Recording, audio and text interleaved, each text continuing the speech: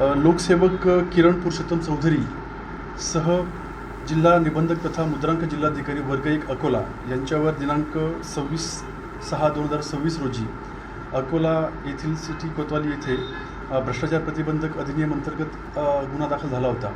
त्यांचे राहतेकर जळगाव येथे असल्याने त्या संदर्भात सर्च वॉरंट काल घेण्यात आला आणि त्या सर्चमध्ये 1,53,84,630 रुपये एवढी रोख रक्कम, 60,88,551 एवढ्या मूल्याचे सोने व चांदीचे धातू व मौल्यवान दागिने, तसेच 62,13,376 एवढ्या किमतीचे प्रॉपर्टी संदर्भातले काही दस्तऐवज व घरातील वस्तू आणि इतर काही महत्त्वाच्या मौल्यवान धातूच्या विकत घेतल्याच्या पावत्या असे एकूण मिळून 2,94,64,847 रुपये एवढ्या किमतीचा मुद्देमाल कालच्या कारवाईमध्ये मिळून आलेला आहे आणि तो मौल्यवान जो मुद्देमाल आणि महत्त्वाची कागदपत्रं आहेत ही सदरच्या झडती कारवाईमध्ये जप्त करण्यात आलेली आहेत.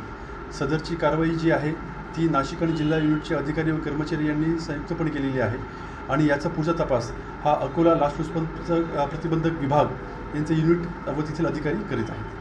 सर, जप्त केलेला मुद्देमाल आहे तो अकोला ACBकडे रवाना करण्यात आला आहे की आपल्याकडे? त्याबाबतची पुढची कायदेशीर प्रक्रिया सध्या सुरू आहे.